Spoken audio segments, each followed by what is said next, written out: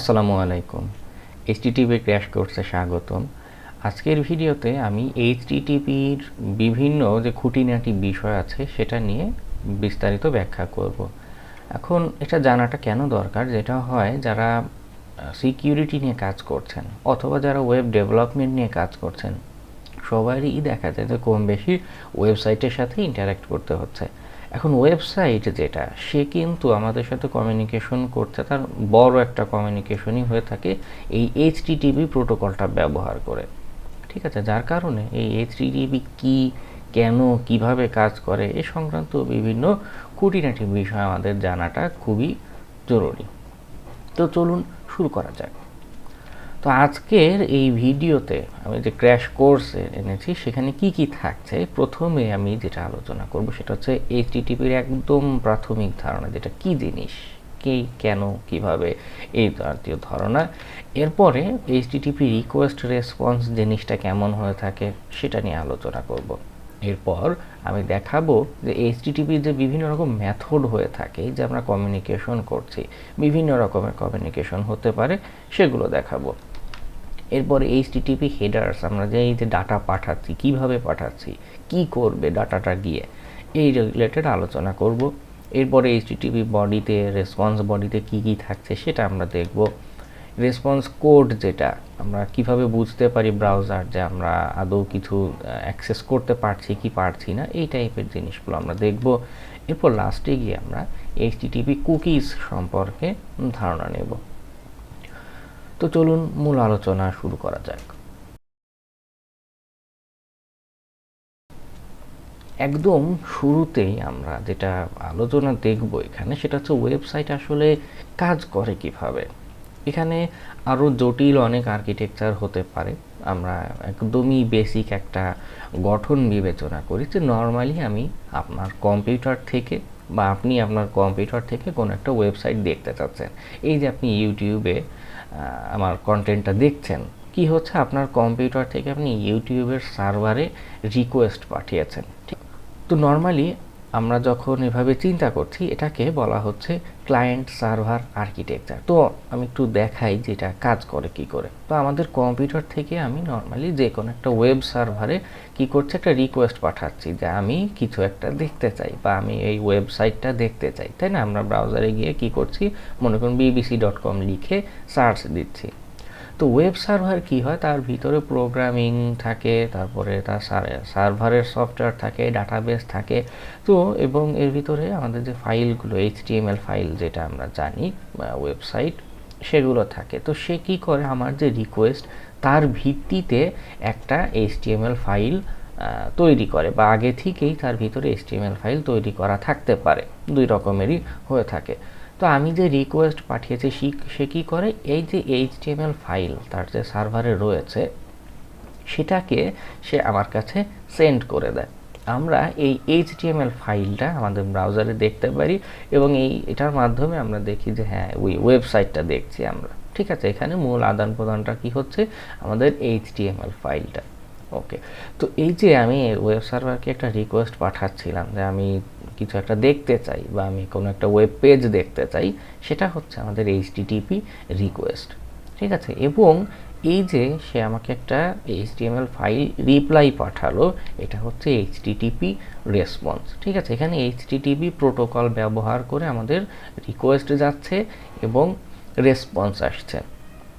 ওকে, তো আমরা একটু প্র্যাকটিক্যাল একটু ডেমনস্ট্রেশন দেখে আসি, যে যখন ওয়েব সার্ভারে আমি রিকোয়েস্ট পাঠাচ্ছি, এইচটিটিপি রিকোয়েস্ট রেসপন্স কোথায় হয়, আমরা কিভাবে দেখতে পারি। ওকে, আমরা দেখে আসি একবার। এই যে আমার ব্রাউজারে bbc.comটা দেখা যাচ্ছে, আমি bbc.comটা একবার লোড করেছি। আমরা এইচটিটিপিটা দেখতে পাবো কি করে, এটা কয়েকভাবে দেখা যায়। কিছু টুলস আছে, আমরা বার্ব সুইট ব্যবহার করতে পারি, পোস্টম্যান ব্যবহার করতে পারি, কিছু বিভিন্ন রকমের টুলস আছে। আবার চাইলে ব্রাউজার যে আছে তাকেই আমরা সরাসরি ব্যবহার করে দেখতে পারি। তো আমার সাইটটা নর্মালি লোড হয়েছে, আমি এখানে গিয়ে ইন্সপেক্ট বাটনে ক্লিক করলে যেটা হবে, আমি ডেভেলপার অপশনটা এখানে চালু দেখতে পাবো। ঠিক আছে, এরপর যে নেটওয়ার্ক ট্যাবটা আছে এখানে যদি যাই, ইনিশিয়ালি আমার এখানে ফাঁকা দেখাচ্ছে, কিছু নেই। আমি পেজটা যদি একবার রিলোড দিই, রিলোড দিলে দেখুন এই যে আমি রিকোয়েস্টটা পাঠিয়েছি, এই যে bbc.com রিকোয়েস্ট পাঠিয়েছি এবং তার বিপরীতে কি কি রেসপন্স এসেছে সবগুলো আমার এখানে শো করছে। ঠিক আছে, আমি যদি একদম উপরে যাই, এখানে অনেকগুলো ফাইল এসেছে, আমি যদি মেইন ফাইল যেটা সেখানে ক্লিক করি, দেখুন ডান দিকে আমাকে শো করছে, এই দেখুন রিকোয়েস্ট আর এই হচ্ছে রেসপন্স। আচ্ছা, তো আমি হেডার্সে যদি যাই, এখানে সবচেয়ে ভালো শো করবে হেডার্স। নিচে যদি আমি এই দেখুন, এই যে আমি রিকোয়েস্ট যেটা পাঠিয়েছিলাম সেই রিকোয়েস্ট সেকশনটা আমার এখানে দেখাচ্ছে আমি কি কি রিকোয়েস্ট পাঠিয়েছি, এবং তার বিপরীতে আমাদের যে বিবিসি যে সার্ভার সে কি কি রেসপন্স পাঠিয়েছে, সে অনেক কিছু আমাদের এখানে রেসপন্স পাঠিয়েছে। ঠিক আছে, এটা দেখার আরও বলছিলাম যে আরও বিভিন্ন টুলস আছে, মনে করুন বার্ব সুইট বা এক এক টুলসকে এক একভাবে যতগুলো উপস্থাপন করে। ওকে, তো আমরা এই যে হেডিং, এই যে রিকোয়েস্ট রেসপন্স, এগুলো নিয়ে আরেকটু আলোচনা করি।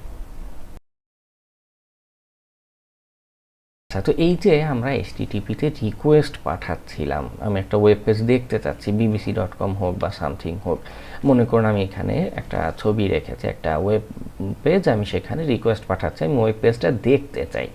ঠিক আছে, সিম্পলি আমি ওয়েব পেজটা দেখতে চাই, সেক্ষেত্রে আমাদের রিকোয়েস্ট মেথডটা কি হয়, বাম দিকে খেয়াল করুন, এটা হচ্ছে একটা গেট মেথড। একদম প্রথম লাইনে দেখুন আমাকে লেখা কি রয়েছে, গেট, আমি এই পেজটা অ্যাক্সেস করতে চাচ্ছি, মানে অ্যাক্সেস না, আমি আসলে দেখতে চাচ্ছি, সিম্পল, আমি রিসোর্সটা দেখতে চাচ্ছি, এবং আমি কোথায় দেখতে চাচ্ছি, index.html বা হোম পেজ যেটা আছে সেটাকে আমি দেখতে চাচ্ছি। তো এই রিকোয়েস্ট পাঠালে কি হচ্ছে, এর বিপরীতে আমাদের ওই যে ওয়েব সার্ভার আছে সে আমাদেরকে রেসপন্স পাঠায়, আমরা সেই পেজটা এখানে দেখতে পারি। এখানে বেগুনি কালারের আরও বিভিন্ন তথ্য দেখতে পাচ্ছেন, এগুলো হচ্ছে হেডার্স, আমরা এটা নিয়ে একটু পরে কথা বলছি। ওকে, আমরা আপাতত এই যে গেট লেখাটা আছে এই গেট নিয়ে আলোচনা করছি। তো আমার কি হচ্ছে, আমি একটা গেট রিকোয়েস্ট পাঠালাম, আমি দেখতে চাই, সে বিপরীতে আমাকে ওয়েব পেজটা শো করছে।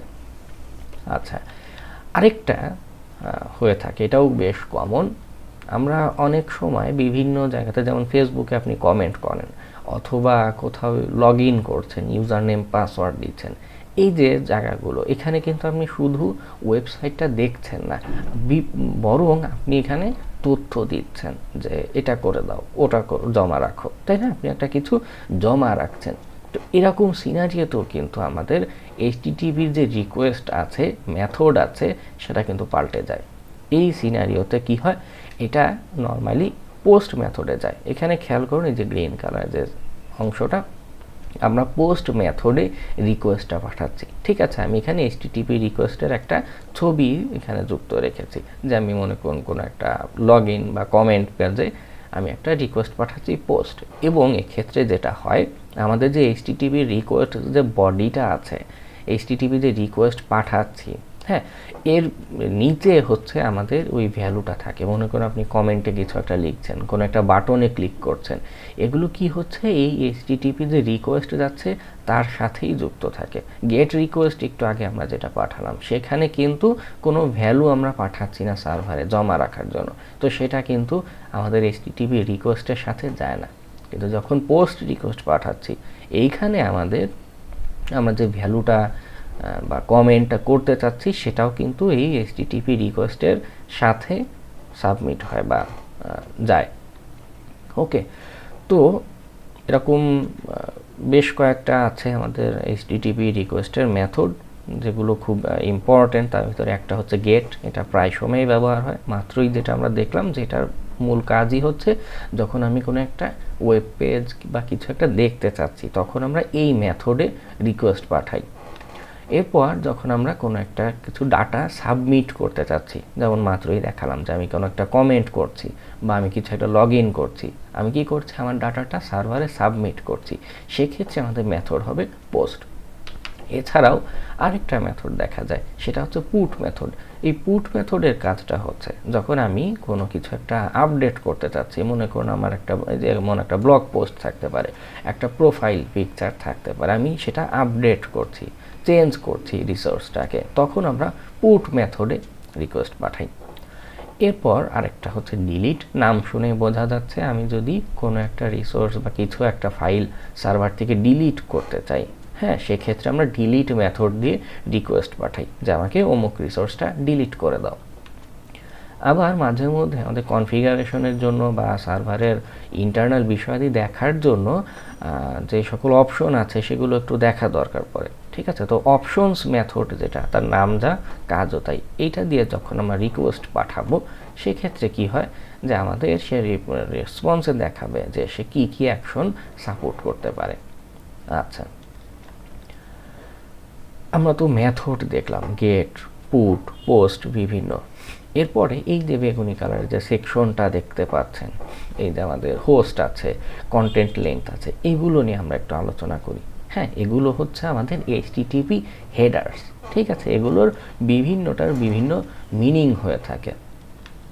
যেমন হোস্ট যেটা, মনে করুন আমি যাকে রিকোয়েস্ট পাঠাচ্ছি, যে ওয়েবসাইটে রিকোয়েস্ট পাঠাচ্ছি, ঠিক আছে, আমার কাছ থেকে যাচ্ছে, এটা কিন্তু রিকোয়েস্ট হেডার্স, ঠিক আছে। আমি একটা রিকোয়েস্ট পাঠাচ্ছি তখন কি কি তথ্য যেতে পারে এইচটিটিপির ভিতরে। তো প্রথম যে হেডার্সটা সেটা হচ্ছে হোস্ট, আমি কাকে রিকোয়েস্ট পাঠাচ্ছি, ঠিক আছে, আমি যেই সার্ভারে বা যে আইপি অ্যাড্রেসে রিকোয়েস্ট পাঠাচ্ছি সেটা এখানে লেখা থাকবে। এরপর আমি কোন সফটওয়্যারটা ব্যবহার করে বা কোন ব্রাউজারটা ব্যবহার করে রিকোয়েস্টটা পাঠাচ্ছি সেটা হচ্ছে এই ইউজার এজেন্টে উল্লেখ থাকে। নেক্সটে আমি তো রিকোয়েস্ট পাঠাচ্ছি, তো আমি ওই সার্ভারকে রিকোয়েস্ট পাঠানোর সময় বলে দিচ্ছি যে দেখো ভাই, আমি কিন্তু টেক্সট এইচটিএমএল যেটা আছে এটাকে সাপোর্ট করব, ঠিক আছে। এতে করে যেটা হয়, আমাদের যেই ব্রাউজার আছে তার কন্টেন্ট বুঝতে বা কম্প্যাটেবল হয়। আচ্ছা, এরপরে আমি আবার আরেকটা হেডার এখানে বলে দিতে পারি, সেটা হচ্ছে কানেকশন। এটার কাজ কি, যে আমি সার্ভারকে বলে দিচ্ছি যে তুমি যখন আমাকে রেসপন্স পাঠাবে তারপরে আমি কানেকশনটা ওপেন রাখবো না বন্ধ করে দিব। এখানে আমি কানেকশন ক্লোজ বলে দিচ্ছি। এতে করে কি হবে, আমার সার্ভার যখন রেসপন্স পাঠাবে ওখানে কাজ শেষ, আমাদের কানেকশন ক্লোজ হয়ে যাবে। এরপর হচ্ছে আমাদের রেফারার, যে আমরা কোন পেজ থেকে আমাদের রিকোয়েস্টটা যাচ্ছে তার সাথে একটা কানেকশন ক্রিয়েট করছি। লাস্টে গিয়ে আরেকটা হচ্ছে কন্টেন্ট টাইপ। অ্যাকসেপ্টে আমি বলে দিচ্ছিলাম যে আমি কি ধরনের ডাটা অ্যাকসেপ্ট বা রিসিভ করার জন্য প্রস্তুত আছি। কন্টেন্ট টাইপেও আমি আরেকভাবে বলে দিচ্ছি যে আমার রেসপন্সে আমি কি ধরনের ডাটা এক্সপেক্ট করছি। ওকে, আমরা এই যে রিকোয়েস্ট পাঠাচ্ছিলাম, আমি একটা ওয়েব পেজে কিছু একটা রিকোয়েস্ট পাঠাচ্ছি, এখানে একটা সিকিউরিটি মেকানিজম প্রায় সময় যুক্ত হতে দেখা যায়। তো সেটা হচ্ছে কি, আমাদের কুকিজ, ঠিক আছে। তো আমি এখানে ছবি রেখেছি, যখন আমরা এইচটিটিপি রিকোয়েস্ট পাঠাচ্ছি তখন মাঝে মধ্যে এই কুকি হেডার বা অথরাইজেশন হেডারটা যুক্ত থাকতে পারে, বা দুইটাই একসাথে যুক্ত থাকতে পারে। মানে আমি রিকোয়েস্টের সাথেই এটা সেন্ড করছি। কুকি জিনিসটা কি, বা এই মেকানিজমটা আসছেই বা কেন। যেটা হয়, মনে করুন কুকি জিনিসটা কি, কল্পনা করেন একটা বাসের টিকিটের মতো। কি হচ্ছে, আপনি যখন বাসে উঠছেন, আপনি শুধু টিকিটটা দেখালেই হচ্ছে, তাতে বোঝা যাচ্ছে যে আপনি এই বাসের যাত্রী। আপনাকে কিন্তু প্রত্যেকবার এটা প্রমাণ করতে হচ্ছে না যে আপনি সিটের জন্য বুক করেছেন, টাকা দিয়েছেন, ওই সিটটাই আপনার। শুধু টিকিটটা দেখালেই কিন্তু সব প্রমাণ হয়ে যাচ্ছে। ওয়েবসাইটের ক্ষেত্রেও তাই, আপনাকে প্রত্যেকবার যদি ইউজার নেম পাসওয়ার্ড দিয়ে লগ ইন করতে হতো, সেটা কিন্তু একটা বেশ হ্যাসেলের একটা জায়গা। তো এই ক্ষেত্রে কি হচ্ছে, আমরা কুকি নামের একটা ব্যবহার করছি। দেখুন, কুকি যে হেডারটা আছে তার সাথে কিছু ভ্যালু যুক্ত আছে, তাই না? এই র্যান্ডম কিছু ভ্যালু বা টোকেন নাম্বার, এটা ব্যবহার করে আমরা সার্ভারকে আমাদের পরিচয় বলে দিই। তখন আমাদের ইউজার নেম পাসওয়ার্ড দেওয়ার কোনো দরকার পড়ে না, আমরা সরাসরি যেই পেজটা দেখতে চাচ্ছি বা যেই রিসোর্সটা অ্যাক্সেস করতে চাচ্ছি সেটা করতে পারি। আচ্ছা, এরপর যে অথরাইজেশন নিয়ে যেটা বলছিলাম, এটাও আরেকটা আমাদের টেকনিক, আমাদের প্রোটেকশনের একটা টেকনিক। এবং এখানে বিভিন্ন রকমের মেথড থাকতে পারে, মেথড থাকবে এবং ভ্যালু থাকবে। এটা তো রিকোয়েস্টে গেল। অনেক সময় ওই যে সার্ভার আমাকে রেসপন্স পাঠাচ্ছে, সে যে ফিরতে একটা রিপ্লাই পাঠাচ্ছে, সেই রিপ্লাইতে সে নিজেই আমাদের এভাবে কুকি সেট করে দিতে পারে। যে আমি তাকে ইউজার নেম পাসওয়ার্ড দিলাম, মনে করুন প্রথমবার লগ ইন করছি, তার বিপরীতে সে একটা কুকি আমাকে সেট করে আমাকে পাঠাবে। মনে করুন কিছু একটা আইডি নম্বর দিয়ে দিল, একটা ডোমেইন সেখানে উল্লেখ করে দিল যে অমুক.com-এই শুধুমাত্র এই টোকেন নাম্বারটা ভ্যালিড বিবেচিত হবে। ঠিক আছে, এইভাবে করে সে একটা রেসপন্স পাঠাতে পারে। তো যেটা হয়, সে যখন রেসপন্সটা পাঠায় আমাদের ব্রাউজার এটা সেভ করে রাখে। ওকে, তো পরবর্তীতে আমরা যখন আবার রিকোয়েস্ট পাঠাই, HTTP রিকোয়েস্ট, তখন এই যে একদম শুরুতে যে কুকি ভ্যালু আছে, কুকি হেডার আছে, এটার মাধ্যমে এই ভ্যালুটা আমরা সেন্ড করে থাকি। আচ্ছা, আমরা তো হেডার দেখলাম। এরপরে আরেকটা গুরুত্বপূর্ণ সেকশন হচ্ছে এই যে রেসপন্স কোড। আমরা তো চোখে দেখে হয়তো বুঝতে পারছি একটা ওয়েবসাইটে আদৌ যেতে পারছি কি পারছি না আমাদের ব্রাউজারে, কিন্তু আমাদের কম্পিউটার বা ইন্টারনাল যে মেকানিজম আছে তারা কিন্তু চোখে দেখে না। তারা রেসপন্স, এই যে কোড আছে, কোড সংখ্যা, এটার ভিত্তিতে বিবেচনা করে থাকে। তো এই যে 200 ওকে লেখাটা, এটার কাজ কি? আমাদের যখন একটা রিকোয়েস্ট পাঠিয়েছি কোনো একটা সার্ভারে, সে একটা রেসপন্স পাঠায়। এই রেসপন্সেও কিছু হেডার থাকে, খেয়াল করুন যে এখানে সার্ভার হেডার আছে, কন্টেন্ট টাইপ, এক্সপার্ট বাই, তারপর নিচে হচ্ছে যে ডক টাইপ HTML দিয়ে আমার যে পুরো HTML ডাটাটা বা ভ্যালুটা আছে সেটা এখানে থাকবে। আচ্ছা, তো এই যে 200 ওকে, এটার মাধ্যমে আমাদের যে জিনিসটা বোঝাচ্ছে সেটা হচ্ছে যে আমার রিকোয়েস্টটা সাকসেসফুল। আমি যে মনে করুন bbc.com দেখতে চাচ্ছিলাম, আমি সাকসেসফুলি রিকোয়েস্ট পাঠিয়েছি এবং সার্ভার আমাকে রেসপন্স পাঠাচ্ছে, হ্যাঁ তুমি যেটা দেখতে চেয়েছো এটা সাকসেসফুল এবং তুমি যেটা চেয়েছো আমি সেটা তোমাকে পাঠালাম। এই রেসপন্সটা সে আমাকে পাঠাচ্ছে, এটা দেখলে আমার ব্রাউজার বুঝে যাচ্ছে যে হ্যাঁ সব কিছু ওকে আছে। তবে সবসময় এখানে 200 থাকবে এমন কোনো কথা নেই, মাঝে মধ্যে এমন হতে পারে এখানে আমাদের যে রিসোর্সটা আছে, আমরা যে ওয়েব পেজটাতে আছি, মনে করুন আমাকে রিডাইরেক্ট করে অন্য কোনো পেজে নিয়ে যাবে। মনে করুন আমি bbc.com-এ রিকোয়েস্ট পাঠিয়েছি, কিন্তু bbc.com কী করেছে, আজকে তার ওয়েবসাইট ঢুকতে দিচ্ছে না, তার ওয়েবসাইটে গেলে সবাইকে প্রথম আলো.com-এ পাঠিয়ে দিচ্ছে।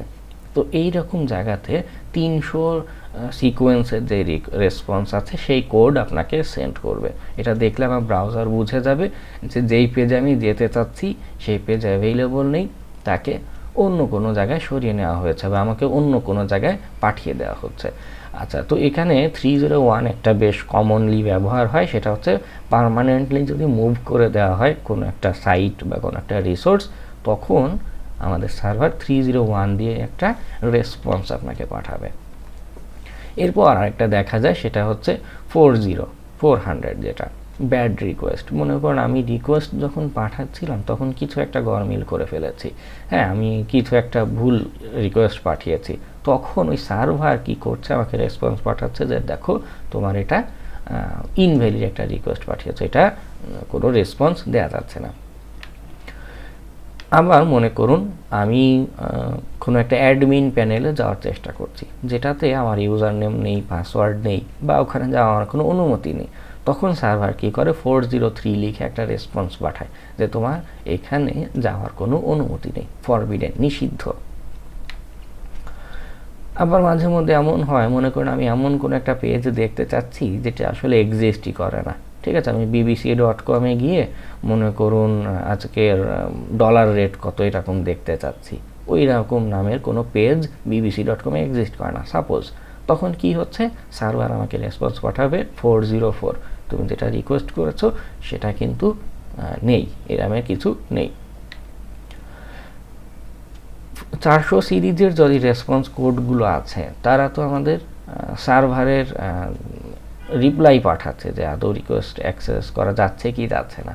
অনেক সময় এমন হয় যে সার্ভারের নিজেরই সমস্যা, সে আসলে ডাউন হয়ে আছে বা তার ইন্টারনাল কোনো প্রোগ্রামিং এরর হয়েছে, কিছু একটা হয়েছে, সেই ক্ষেত্রগুলোতে 500 আমাদের রিপ্লাই পাঠাবে 500, কি হচ্ছে যে তার সার্ভারে কিছু একটা প্রবলেম হচ্ছে।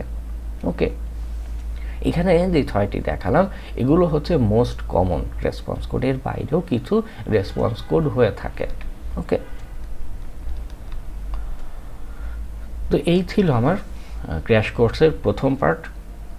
নেক্সট সেকশনে আমি আরও কিছু HTTP সংক্রান্ত আলোচনা করব।